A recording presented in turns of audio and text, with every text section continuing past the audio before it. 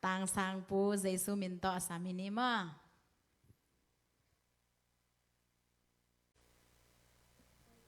Happy wa. Hitu gan no ke nga kai mo ni makai ta to no min. Chinap na ong pya do. Chidam na ong pya to pa to zong na pang te la khang no ta na ma atel te zo ading ken mang pa again my name. Okay. I'd like to start off with a quote from Mark Twain, which says, "Kindness is the language which the deaf can hear and the blind can see." So a while ago, I went on a field trip, and that had an impact on me because we went to Texas, not for vacation, but to help people and to help paint homes. During that time, there were homes that were like affected by flooding, and we went there to paint, but it was hard work. The sun was beating down on us. What stuck with me wasn't the hard labor and wasn't the physical labor, but it was rather the gratitude and the thankfulness of the families, which showed me that no matter how small a simple act of kindness can be, it can mean a lot to someone who is struggling or going through a tough time.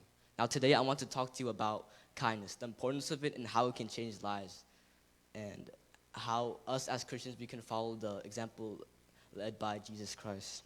In Ephesians 4:32, the Bible reminds us to be kind and compassionate to one another, forgiving each other just as in Christ God forgave you.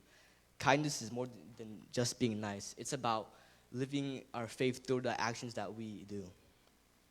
When we show kindness, it not only uplifts others, but it also changes our hearts and it brings us closer to God.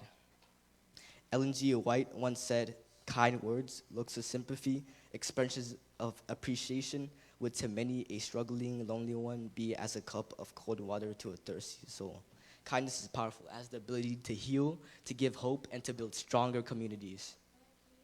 On that trip to Texas, what it taught me was that kindness does not have to be grand or perfect or anything. When we were painting the homes, it wasn't about perfection. It was about showing up and putting in effort to paint those homes, which showed to the family, which to them it wasn't just fresh paint, but it was also a sign that they weren't alone and that people cared about them.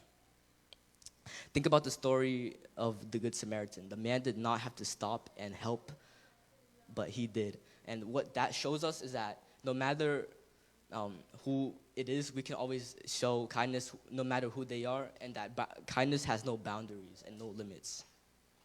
Now, today we see many kinds of examples, like in modern day, there's natural disasters that happen everywhere around the world, like tornadoes, earthquakes, and flash floods, which is what happened in Texas. But those are a couple examples of kindness in modern day. It could also be communities banding together and coming together to help someone in need, or even like a smile or a compliment that you could give to someone.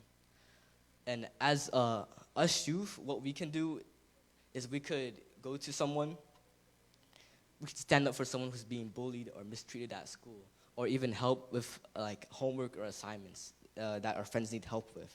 And we can just listen to someone who needs to talk. And these everyday actions are where kindness truly shines. Now, I want to encourage each and every single one of you today to think about who could use a little bit of extra kindness in your life, in the future or next week. Who could use a little bit of kindness? Maybe it's a classmate who's feeling down, or helping at home without being asked to do something like a chore. These are small gestures of kindness, but they have very big impacts. Here's some tips to show kindness. So you can offer your time to someone who needs it. You could also share a kind word or get involved with a community project so you can help the community around and the environment. It's not just about doing a lot, but it's also just doing it from your heart and the willingness to help people. So we talked about kindness, how important it is, how it can change the lives of people. And my experience in Texas showed me that no matter how small an act of kindness can be, it can be very impactful. And the story of the Good Samaritan teaches us that everyone deserves kindness, and you should extend your hand to anyone who you think may need kindness. And our everyday actions give us the chance to act this out and live out the acts of kindness. As we go forward, let's remember Ellen G. White's words. The strongest argument in favor of the gospel is a loving and lovable Christian. Let's be that example, letting kindness shine through everything we do. Thank you.